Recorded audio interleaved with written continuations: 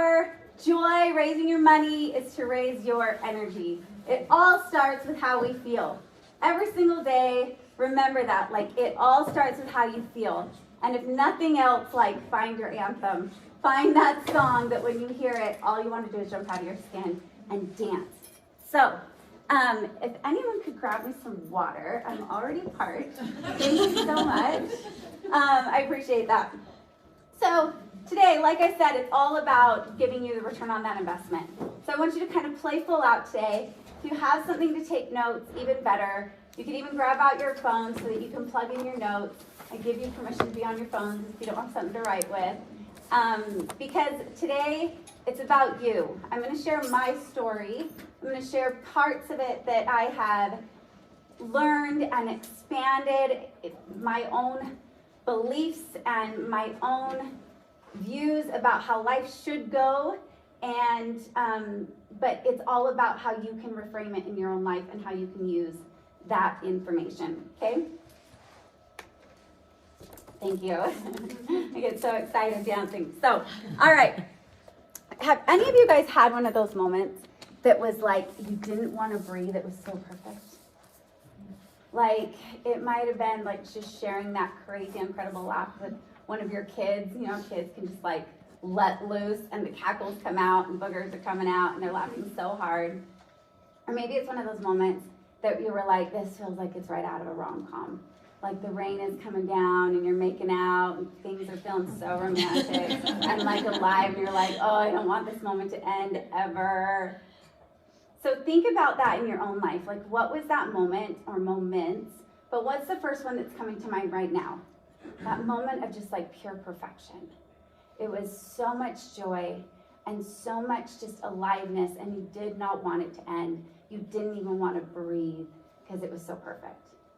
Does everyone have one in your head? Okay, make sure you jot that down, put it in your phone, really solidify it to memory.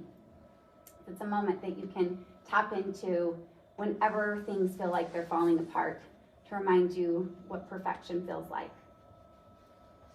And for me, that moment came, I just turned 30 years old, and I was newly dating this guy, you know, like in the beginning where you're still perfect.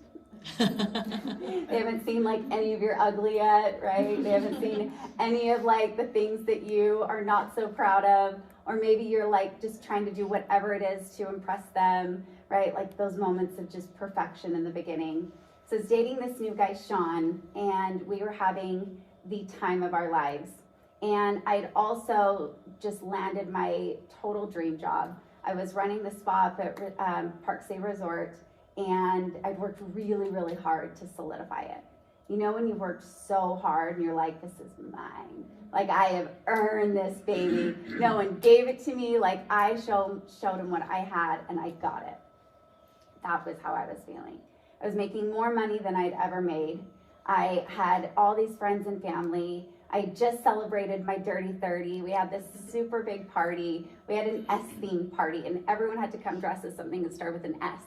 And there was like Superman and Storm and a snowboarder and Slash came, and like it was so much fun. If you're ever at a loss for a theme, just pick a letter and go for it. And we had like a playlist. Everything started with S. Even all of our drinks started with S. It's like Sex on the Beach and sake, and like we were having the best time ever. And this year was full of so much joy, so much joy. And Sean, who I had just started dating, he was all about adventure. So every single weekend, it was something new. And I was a planner who loved control. So I was trying whatever I could to like pretend that I was still perfect for him. And if you guys are having trouble seeing, come on up. Come up so you can see. I know I'm small, so get a good view. Yeah, there you go. Come on up. There we go. Okay, get on in. Get into it. There we go. Meet your friends. There we go. Come on up. Yep, don't be shy. Good. It's hard when I see people peeking around like, what does she look like up there? What is she saying? All right, so that's how things were going. Every single weekend was a new adventure. It was like a new festival, or we were going on a trip, or we were experiencing all these really fun, exciting things. And I was always scared. out of my mind. Like, it was a new thing, and I was always wanting to make sure that I still had that perfection with him. We were having a great time, and at this point, I was still walking. So, to give you some frame of reference. So we were having a great time, and we went on this little weekend getaway to Brian Head, to southern Utah. And if you've been down there, you know that it almost feels like prehistoric. Like, you can like smell the earth, like the dirt and the soil and the richness in these rocks. Like, you almost feel like you're gonna turn and there's gonna be like a dinosaur walking by, right? Like, it feels really prehistoric down there. And we were having so much fun, and we had gone out on this hike. And we decided to take the 4 dogs between us. So I had 2 dogs, he had 2 dogs. And we went on this hike, and it was just us and no other people around. We kind of went out on this little kind of overlook area. Went out to the edge, and you just looked straight down in those beautiful big red rock formations, and it was just perfection. And I look at him and I say, my life's perfect. Like, there's nothing I would change. I'm so in love. This movie feels like it's right out of a movie. This moment feels like it's out of a movie. I didn't want to breathe. I didn't want to mess anything up. And it was perfection. I told him, like, I rattled it off. I'm making good money. I feel so loved. I've got you. Like, everything is so perfect. Think about that moment that you have written down. Think about all the things that were going on. What made it feel so perfect? Was who you were with, or what was going on, or the scene of it? But why did it feel so perfect to you? And then, have you ever had one of those moments where you're like, I'm gonna wake up because there's no way this is not a nightmare? Like, there is no way on earth this is real. This feels so wrong and scary and horrific. Like, this is not real life. Any of you had that moment? So you know the alternative. You've got the perfection. You've got this moment that you're like, I'm gonna wake up. This is not real. This is not how my life is supposed to go. And that was me 4 hours after my perfect moment. Where we had gone back after our hike, after we shared this moment together, and we had gone and met up with another couple, and the other... Something went wrong. Please try again. Oh, see? Siri knows. Perfect. Siri knows. Something went wrong. So we went back and we met this other couple, and the guy was a mechanic for 4-wheelers. So he brought this he just brought this entire trailer full of toys. And there was 4-wheelers and dirt bikes, and these guys had all grown up on them. Like, Sean got his first dirt bike when he was 12. I did not. I liked the indoors, not the outdoors. So he was like, look, we're just gonna keep it really safe. We're gonna stay on the trails. We've got a picnic. We're gonna take it easy. We're gonna put you on the bigger 4-wheeler. It's the more sturdy one. We're gonna put a helmet on you. I'm gonna go through and take my time. You know that moment where he's like behind you and he's showing you how everything works, and you're like, oh my God, I love this. Like, he's like breathing on your neck. You girls know what I'm talking about. Yeah. Like, and guys, take note. Like, yeah. So we had this moment where he showed me how everything worked, and we got on these 4-wheelers, and we went out on the hike, or on the trails, I should say. And we just went on along, and just like he had told me, he did everything he could to keep me safe. We stayed on the trail. We were looking at all the leaves change. It was September, so you know how fall feels in Utah, like all the colors and the richness, and it was just feeling so fun. And we went along on this trail, and I'm like, okay, I'm getting the hang of it. I'm feeling like the wind, right? Like feeling kind of the rush of the machine. I'm like, I got this. Like, I got this. I'm kind of feeling into my groove now. I'm good. I'm feeling really good.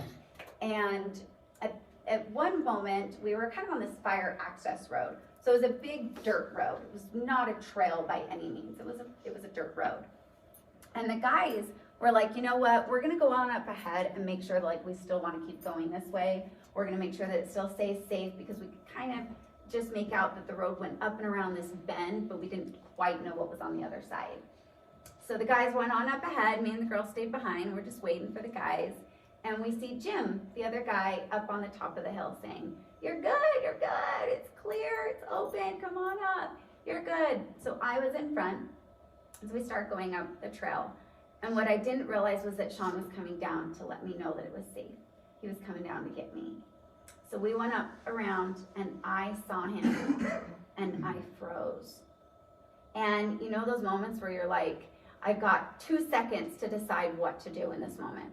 Now, mind you, my brain was very inexperienced on one of these machines. I did not know instinctually what to do.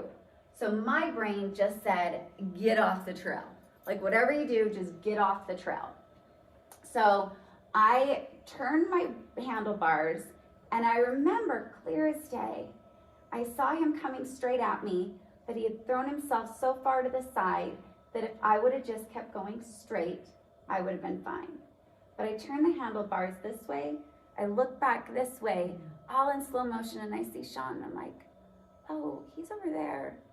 I could be going this way, but there's the ground, and there's the sky, and there's the ground, and there's the sky, as I had hit this ditch and just sent me flying through the air.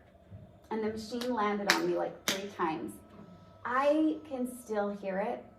I can still smell it. I can still see it.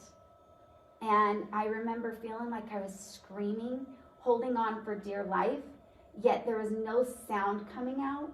The only sound was this crunching of bone and metal as it landed on me. Just crunch, crunch, crunch, and then stillness. And it had thrown me against this like fallen tree stump. And I remember it was just kind of like that buzzing stillness where it's so silent. You're like, okay, I'm alive, but I feel like I'm mangled. Like there's no way I didn't just, like my ear should be where my eye is right now. It's kind of what my head was. So I see how far I flipped by how long it's taking Sean to get to me. And he is running. And if I thought my face was mangled, the mangled face and look of pure terror that was on his face and the screeching that was coming out of his mouth of just like pure panic. Just this wretched, I've never heard that sound before in my life, especially out of a man. Like, it was just like, oh my God. And by that, I was like, okay, don't move me. My brain went straight to like, we fix it. Don't move me. Call Lifeline. How's my face? It still gives me so much crap. He's like, your priorities, I don't know about you. But I said, no, in my head, I didn't have a face anymore. Like, there's no way. I was like, I am unrecognizable. And he just gets to me, he says, your face is beautiful, and I have no idea about the rest of your body. There was not a drop of blood. He's like, I don't know how you are still like breathing. And all I could feel was sort of this like piercing right here where my clavicle had snapped in half. And it was about to come through the skin. And so I landed kind of up on my left side, and I was pushing myself just enough to like relieve this pressure, but my head immediately went to my 2nd grade teacher. And she had told us a story about a motorcycle accident where they moved him incorrectly after the accident, which then led to his death. So in my mind, I was like, oh, I know the rules. I learned this in 2nd grade. We don't move, right? We do not move in these kinds of situations. So I was like, I'm not moving. And he's like, well, at least let's take your helmet off. And it took them a while to let them take my helmet off. So I was like, no, like I don't move. Like it's gonna kill me, something bad is gonna happen, but I don't move. And I was so coherent and so calm. And I think it was because I was doing my best to keep Sean really calm. Mind you, he had just witnessed something that he was now holding himself completely responsible for. And so his brain was like, now, if you think back to the story, this guy did everything he could to keep me safe. The bigger the machine, the little crash course, came up behind me, breathed on my neck, made it all excited, right? We did all the things, and to make sure that I was safe. He went on up ahead, make sure that the trail was safe. He did all the things, and yet here I was, lying broken. Now, with Jim growing up on these, he started to pinch my toes, and he realized that there was no signal getting through. So right away, what had happened was the machine had landed on me kind of right around where like your bra strap goes around your rib cage, and that was my moment of impact. So it had crushed almost every rib, it had broken my spine at T4, and it had snapped the clavicle. Again, not a drop of blood, not a drop, not even a carpet burn. It's crazy.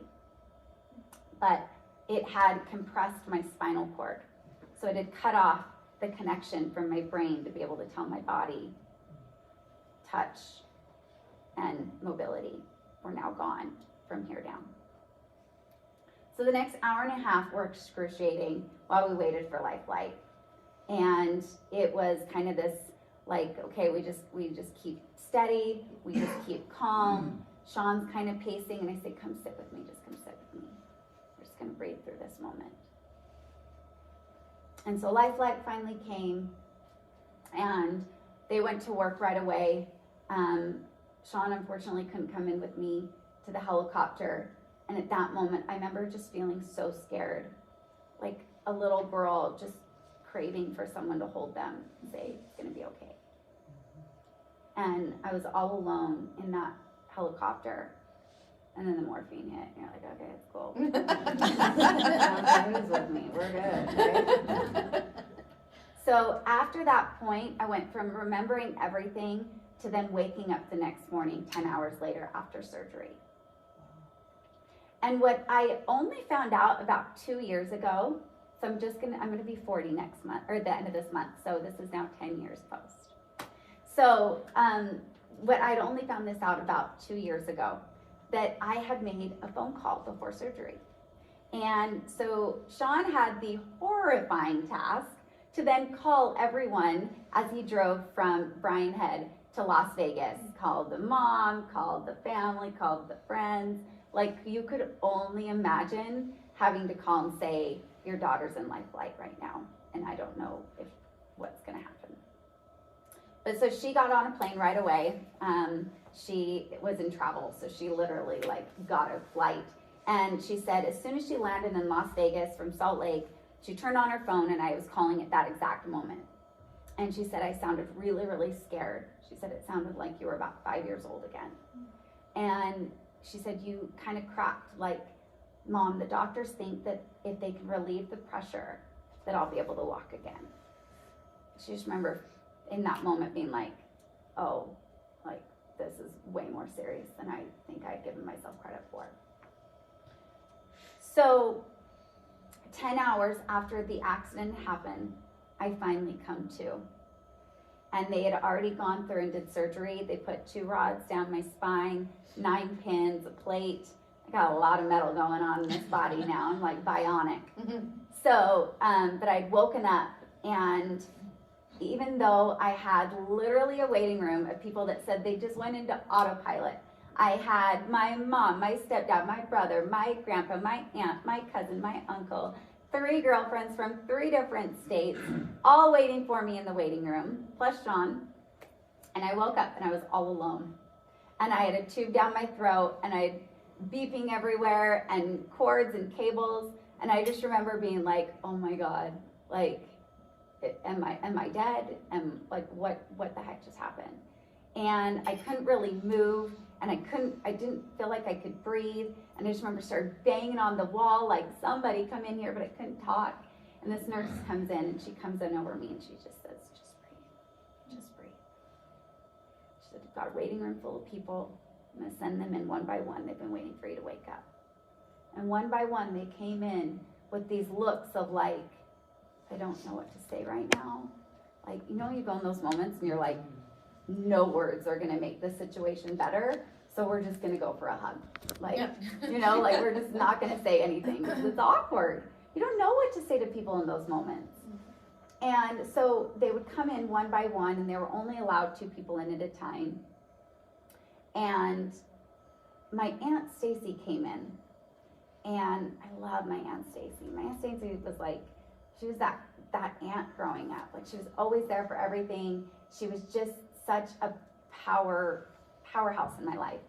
And she comes in for that awkward hug, and I just crack one word. And I just said, why? Like, I'm just in disbelief at this point. And she pulls away from me, and she just looks at me so sternly, and she says, you don't ever ask why. That question is going to eat you alive. And that answer is only going to come when it's supposed to. And it was like I just made that commitment right then and there. We don't go there. We don't ask why. We don't ask questions. We don't go there. So I didn't ask any questions. And I spent the next 4 years in the most insane denial possible. We did everything we could to just pretend like nothing had happened. Sean and I, we got married on the anniversary date of the accident to make it a good day instead of a bad day. Yeah, we did everything possible. I went back to that job at the spa 7 months later after my injury. I did everything possible to just pretend like it didn't happen. I refused to drive a minivan with a ramp, so I learned how to drive with hand controls, got myself a little sports car that did not make it up the canyon ever, so I had like the best excuse for snow days. And I just went on and pretended like nothing had happened. And if anything hard came through, Sean would just scoop me up and carry me right through it. He did everything in his power to also make sure that I never struggled. Because as you could imagine, he's trying to kind of make up for it, right? So those 4 years of crazy, crazy denial, can you think of a time in your life when you're like, we're just gonna pretend like that didn't happen? Yep. We're just gonna go on like everything's fine. It's gonna be okay, right? Take a minute and kind of note down a few of those moments that come to mind. Why is it so hard to acknowledge that something has happened?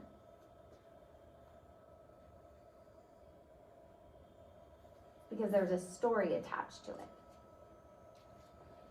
of why it's not supposed to be our life.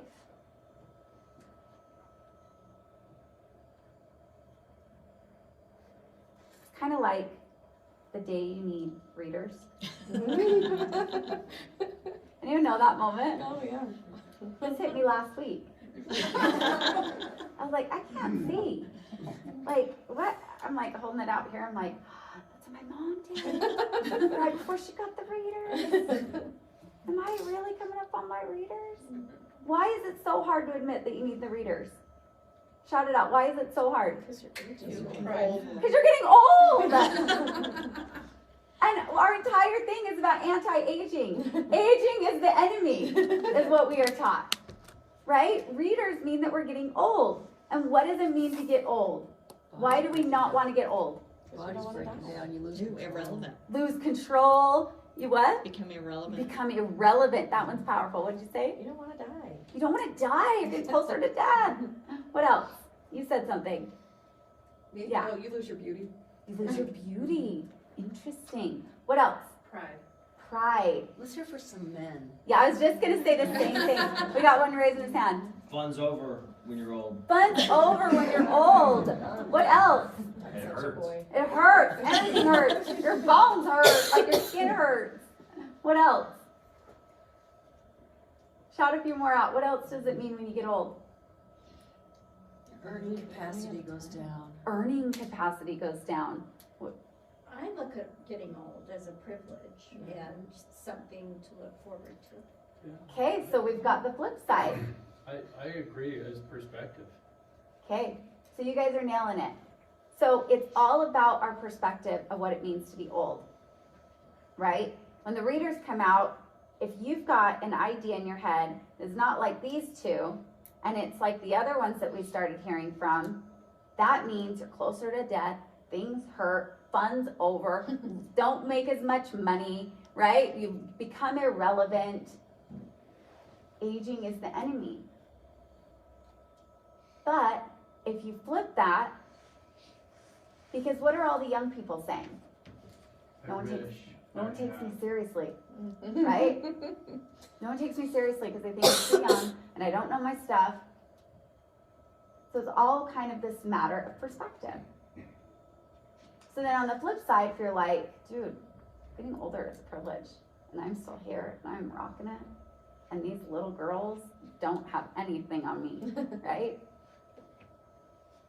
So it comes down to perspective. Now, what's your view on disability? It's harder to say it to the girl in the wheelchair, isn't it? No, I have a good friend who has he has no motion, well, a little bit in his right hand, and he was in an accident. Anyway, long story, but, and I look at him and the things that he's been able to accomplish, and a lot of it is, having number one, empathy, but also not pity. Because he does not want that. What he wants is he wants to have a conversation, and he doesn't want you to be like always looking at his chair or whatever.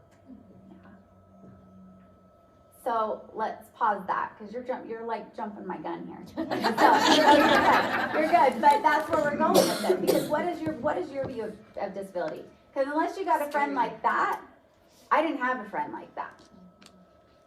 I had my global view of what disability meant. It means you're limited, you feel You're scared limited. that you The can't daily do the struggle. things you could do before. Everything's a struggle. What do you think about the disability community?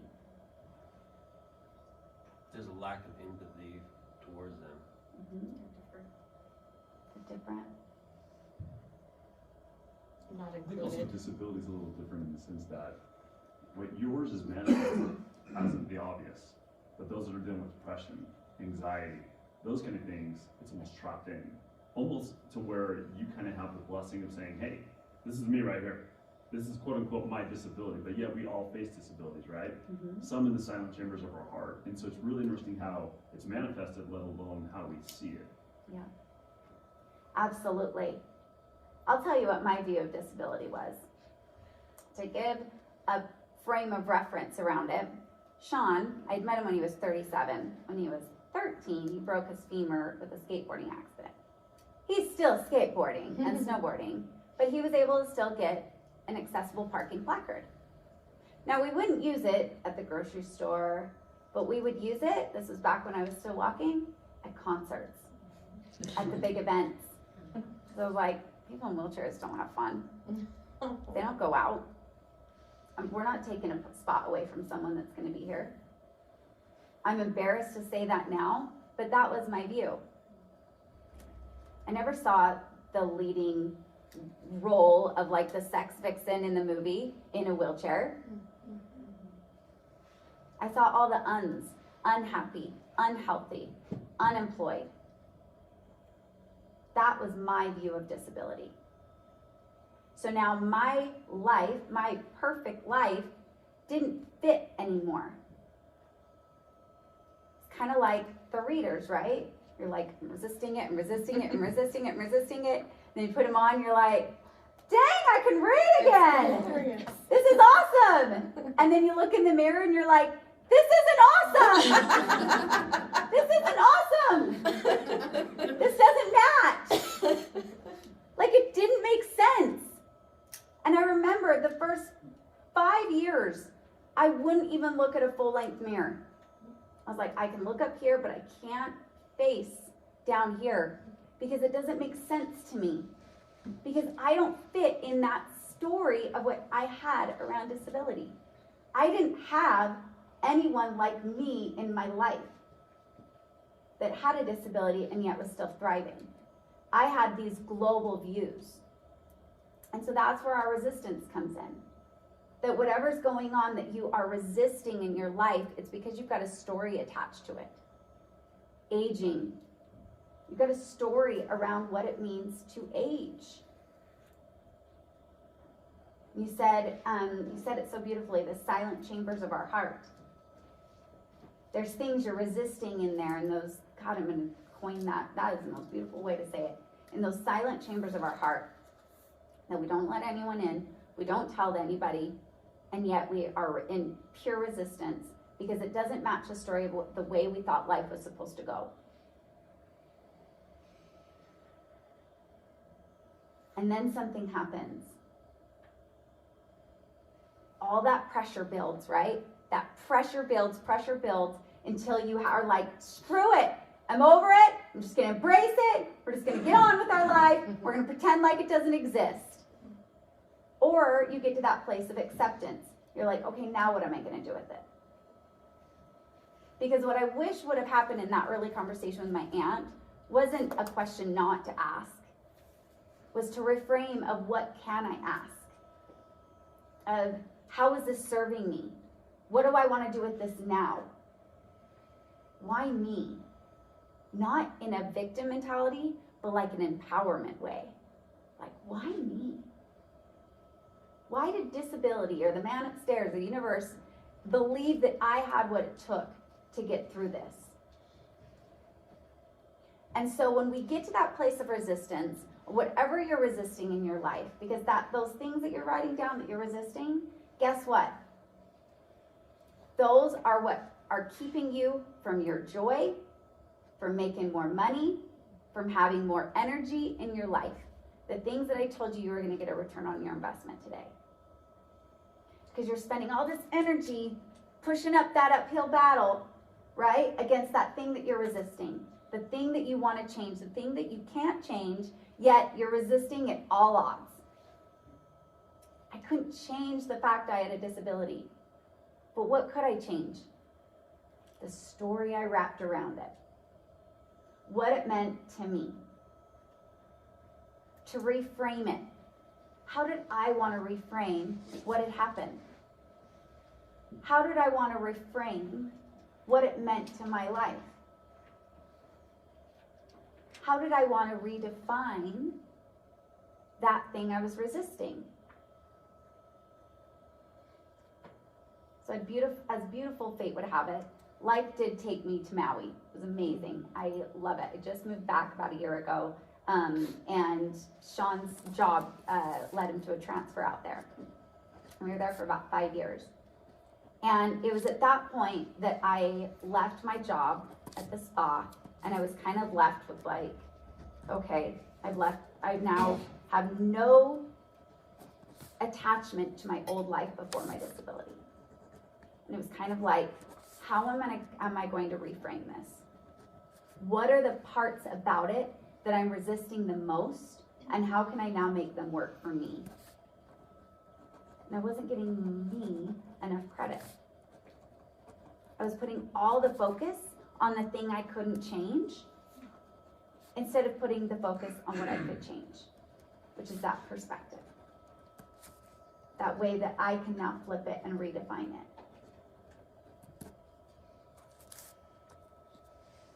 It started with my health. It started with my fitness. It started with finding ways to actually work out and give myself vitality. And fitness is the best place to really, really earn that self-respect. Because that self-discipline is the greatest form of self-love. That discipline to show up for yourself, to change your energy, to dance when you don't feel like dancing, right? You guys are like, what is she doing? The song is not ending. Can we just sit down? It's still going. That's when you have to dance. It's when you don't feel like dancing. That is when you have to get up and experience life when you don't feel like it. Because it's changing that narrative, changing the story so that you do get up.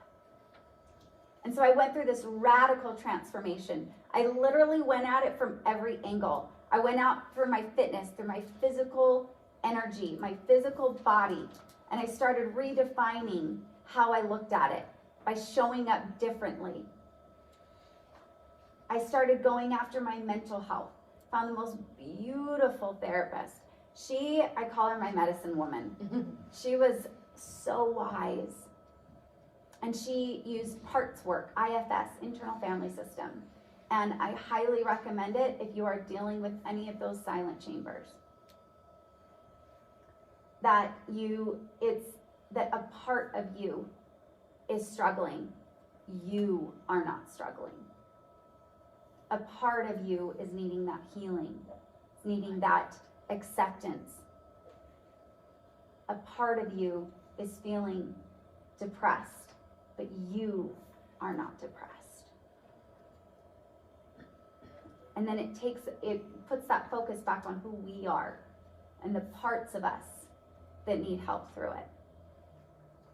And I remember going into her one day and I was like, okay, it's been about a month. Like, so how long until we're done? Like, when am I gonna be over it? When am I gonna be happy again? And she just kind of looks at me like, oh girl, we got a long way to go. Like, but I'll never forget, she said, you know, there's a part of you that's never gonna be over it. And that's okay. And it allowed me to kind of sink into that. Because the pressure of being over it and being healed and now being okay was what was eating at me the most. Because all those years of denial, I was actually putting on this really happy face. And people are like, you're doing great. Like, how are you doing it? I'm like, oh, you just don't look at the bad stuff. You just pretend it doesn't exist and you put a smile on your face. And you know that toxic positivity where you're like, oh, just let yourself cry. Like, just get it out of your body a little bit. Because those moments get impacted into our bodies and we truly have to get them out of our body. We need to release them and give ourselves permission to do so. I was also going at it through personal development, and I was discovering a new purpose through my business. I was literally looking at it at every angle, as well as the relationships. A big part of the healing was this experience that I needed to heal with Sean.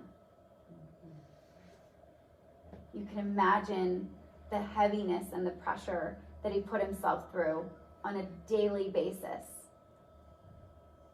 And I would never say it really out loud, but if I ever had kind of a bad day, I'd fall out of my chair, or my bladder just decide to have a mind of its own, or just all these things that you go through with paralysis. They always say paralysis, like not walking, is the tip of the iceberg. And below it, that water is like a slew of things, inaccessibility, all these things. And anytime something would go wrong, in my head, I'd be like, well, if you hadn't put me in this effing chair. I needed someone to blame. It was easier. It took the pressure off of me, and I could put it on him. What do you think that did to our relationship? Do you think we were like thriving? No. This resistance and this pressure between us, I got really entitled and really critical.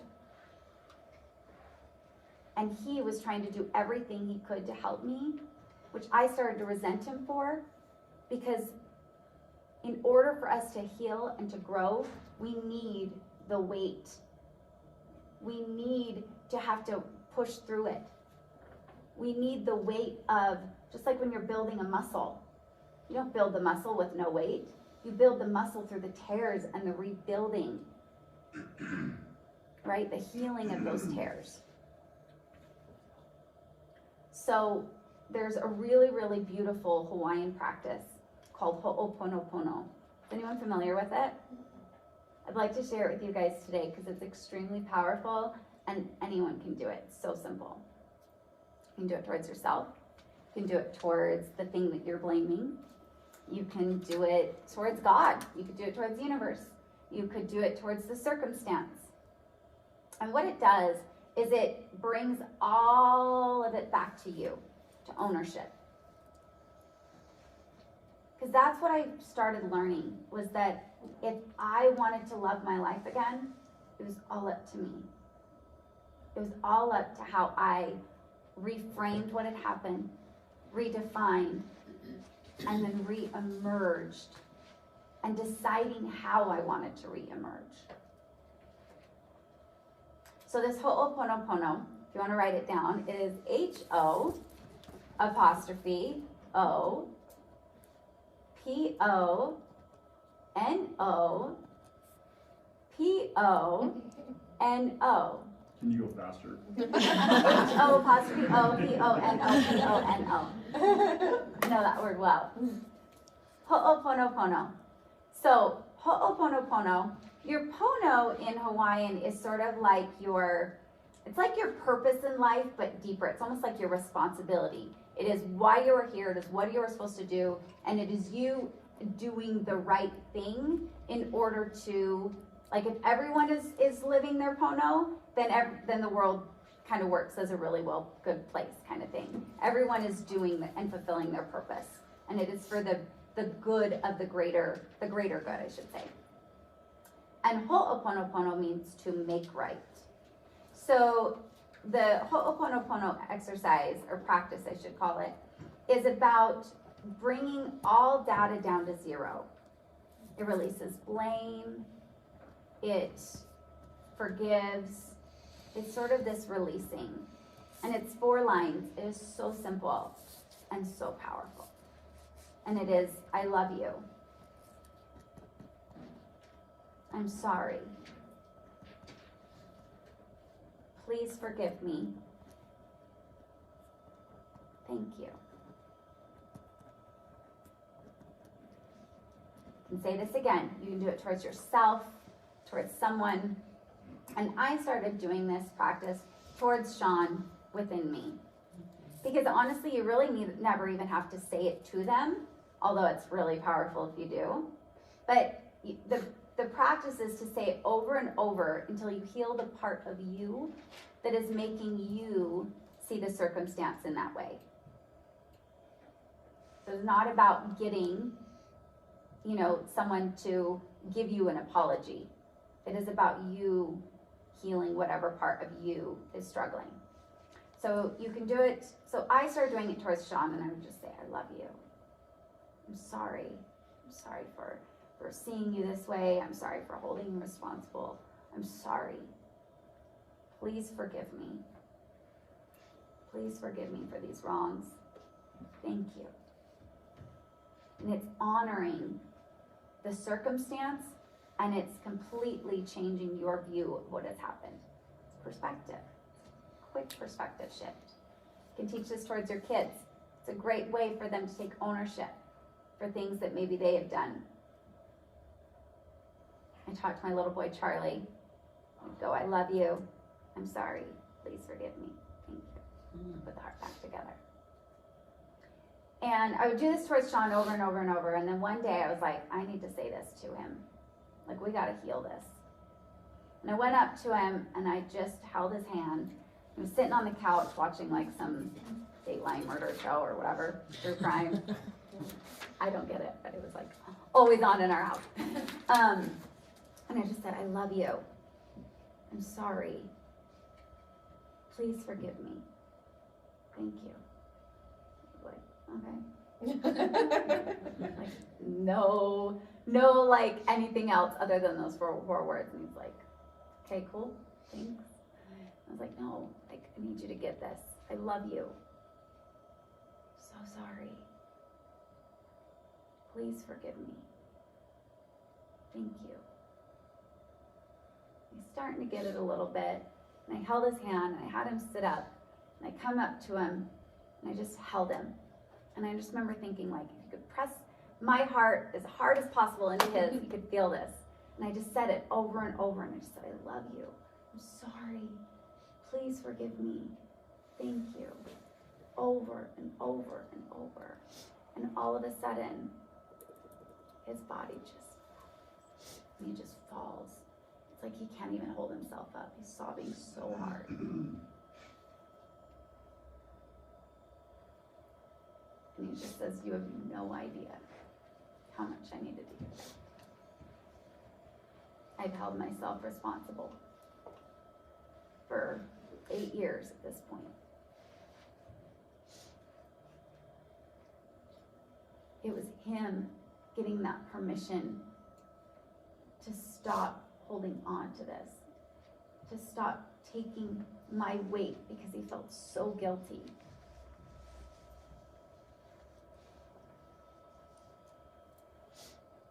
When we heal the parts of us that are struggling.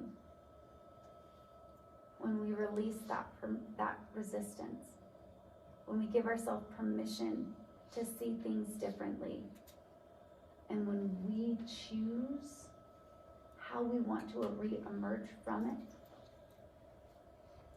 we realize we are fully capable of experiencing our beautiful, rich, joyful, fulfilling, and successful lives right now.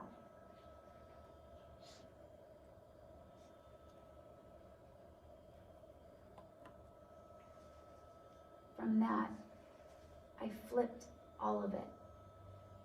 I flipped how I saw myself, how I saw the disability community, how I saw the accident. And it was like this squeegee, went right across. It was like, you started seeing life through all these filters, and this squeegee almost pulled the filters away. And I could see clearly. I could see clearly what had happened in our relationship. I could see clearly on how I was preventing myself from showing up fully in my life because I was so resisting and pissed off that it didn't go to plan. But the perfection is all in the perception. That perfect moment that you wrote about in the beginning is all about because it fit the story. We can flip that at any moment, with anything, with any circumstance. We can flip it. We can take ownership for it and choose how we reemerge. I discovered sort of my new iconic identity. And this is kind of what I really want you to get in your body today. That I realize that our words have so much power. And what I call myself on a regular basis is how I'm going to show up. And so I started calling myself a couple different things. One was a disability icon. That no matter what, every day I would get up and get ready with the intention that I was going to redefine what disability looked like for everyone that met me. That I could be joyful, the life of the party, fun, stylish. I could be all the things that I didn't see in disability before. And I also came up with vertical blonde. And I decided that if I want to walk again one day, if I want to be vertical, I'm gonna have to start calling myself vertical on a regular basis. Blonde's pretty obvious. I thought it was kind of hot and sexy. I liked this little vertical blonde thing. And I named my blog that to keep my friends and family kind of abreast of what was going on in Maui. And then something started to take over. It was like this persona that I would put on. And I had like a theme song. And I would get ready every day as Vertical Blonde. And I started to decide what that meant. And who she was. And who I wanted to be. And how I wanted to show up in life. Vertical Blonde was all the things that I would be and could be if I could just get out of my own way. Assertive and bold, empathetic and compassionate, joyful, and totally capable of flipping perspective like that. So today, before you leave, I want you to kind of think of a name, of an iconic identity for yourself, and what that name means to you and what it represents to you. And kind of sit on it, or maybe something's come to mind right away. Maybe you already used this. But take it a step further. Because whether we like it or not, the different stories about the things that are going on in life, they take over us, right? You've got a story that readers mean that you're old, and old is a bad thing. Old means that you are irrelevant, you don't make as much money, and your bones are breaking and all the things. And then every time you have to put on the readers, what happens? You become all of those things that you are trying so hard to resist. When instead, what if being older meant you're wiser? You've got experience. You've got passion and a drive and an unwillingness to quit. What if getting older meant that you have something that other people can only get with time, which is experience? And then every time you put on your readers, a different persona is able to come over. That's what I started doing with my disability. But now I'm like, okay, if it's all up to me, to this story, then what could it mean for me? Well, people always notice what's different. As soon as I roll into any room, I got everyone's attention. Right? I'm like, how am I going to use it?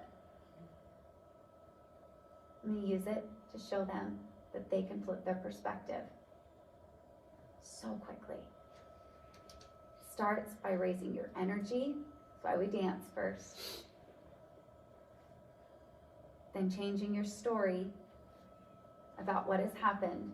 And from that place, you'll have a completely different strategy about how you can get the things that you want to get.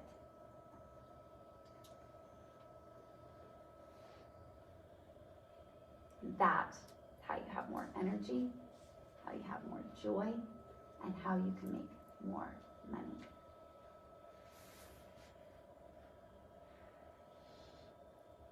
So, on your guys' phones, I want you to do something, because if this stood out to you, I want to hear about it. Feedback for me is really powerful. You can find me on Instagram at Vertical Blonde.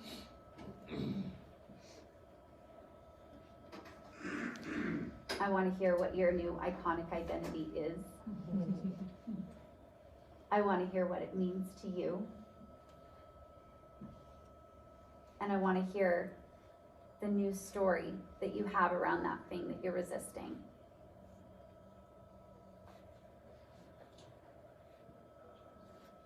Don't just be inspired today. Don't just be entertained. Change your life by changing your perspective. It sounds that easy because it is.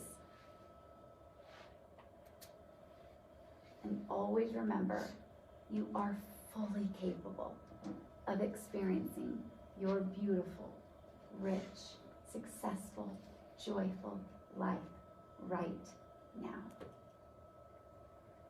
Thank you guys so much for having me.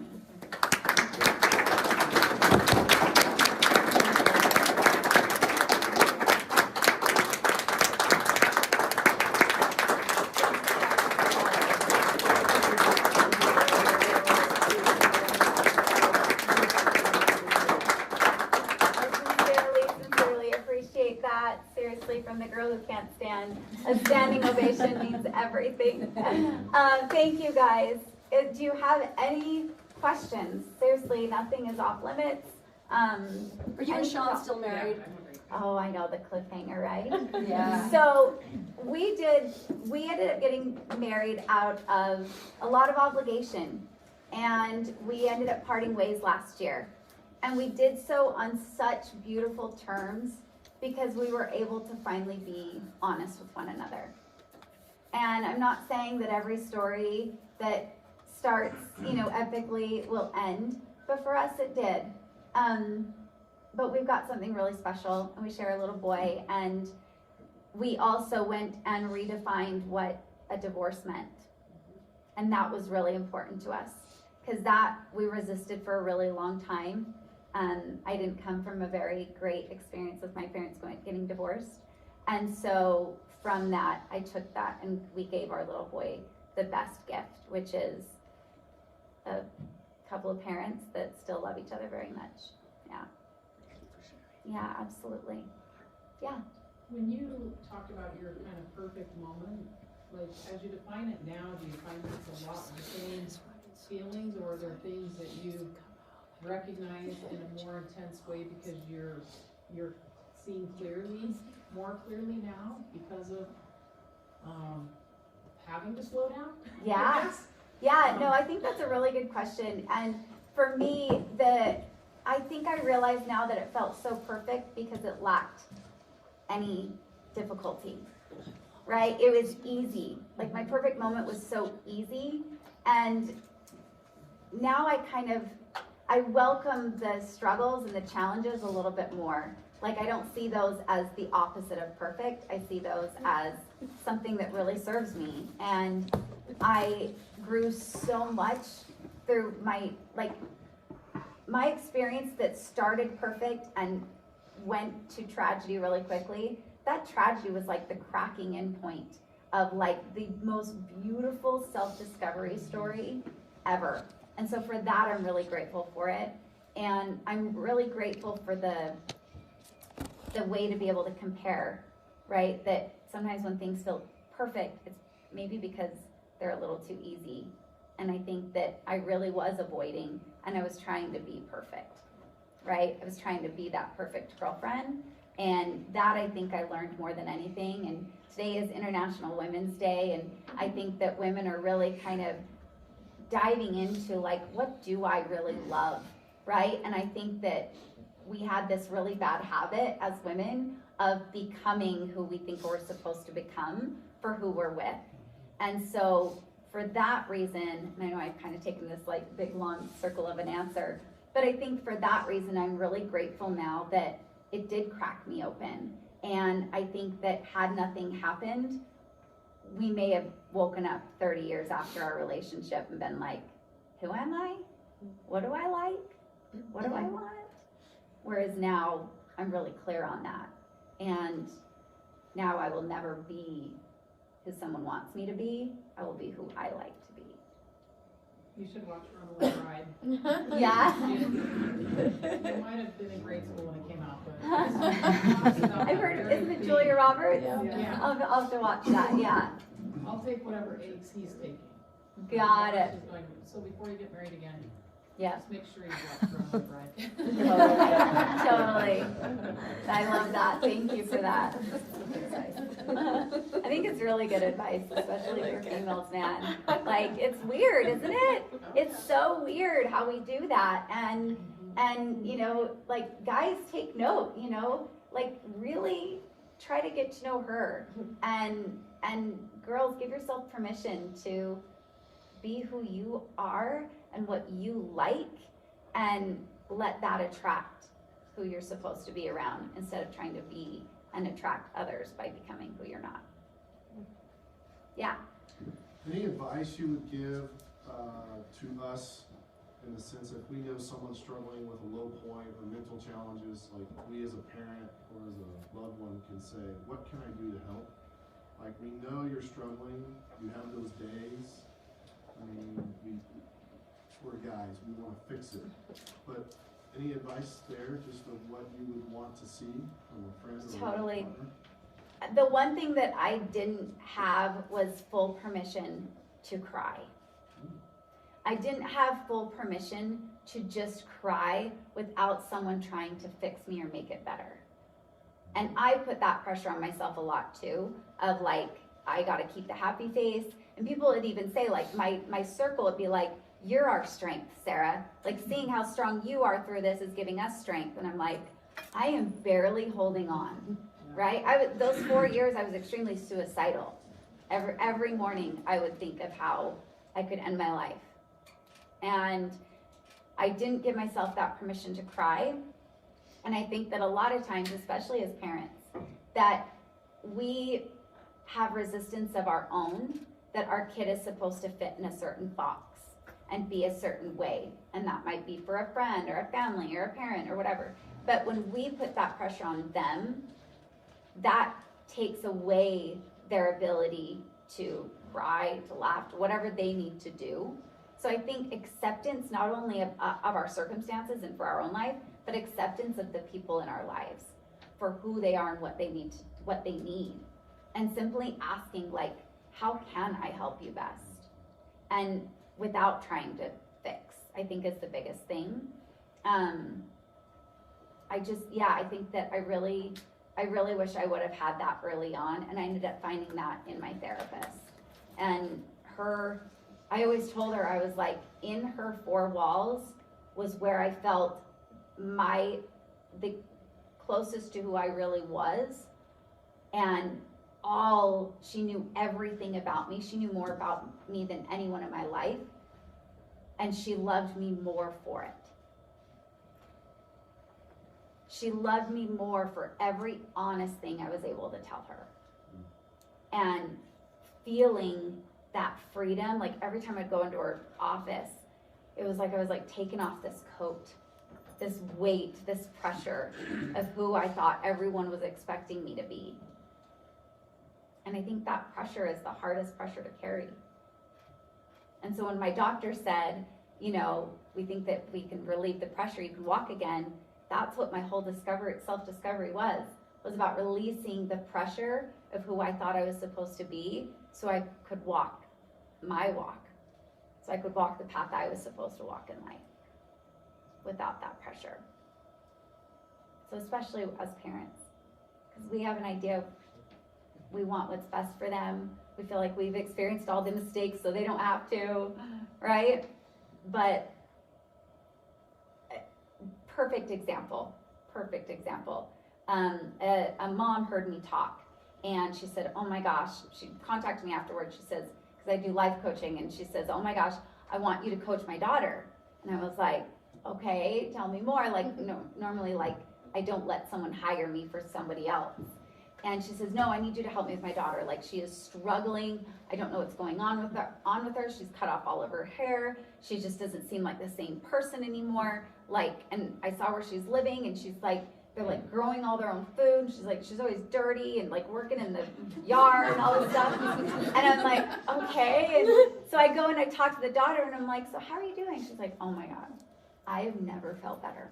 I cut off all my hair. It was so liberating. I now like grow all my own food, and I eat from the earth, and I've never eaten so healthy and all these vegetables in my life, and I'm not so like consumed by what I'm supposed to wear. I'm just feeling like so myself. I've never felt so myself. And I'm like, and now her mom wants me to coach her because she thinks she's throwing her life away. And the daughter is like, I've never felt better. So I think a lot of the pressure we feel is from other people and what we think we're supposed to be. Interesting, huh?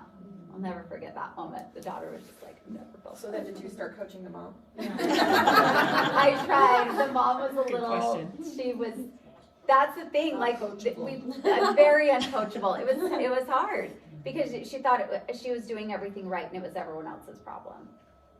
So we have to take that ownership. That's why I love Ho'oponopono, because it brings all the ownership back to you, right? It's about healing the parts of you that are choosing to see things in that way. So with the mom, it would be about healing the part of her that is making her see her daughter in a poor light, instead of just seeing her daughter for who she wants to be. And the daughter was like, all I want to do is cook with my mom. I just want to cook with my mom. Wow. And the mom's like, she doesn't want to go to nice dinners anymore. Okay, like, you see the disconnect? Interesting, huh? It's really interesting. Sometimes we got to just open the door and say, what do you want? What do you love? How can I support you?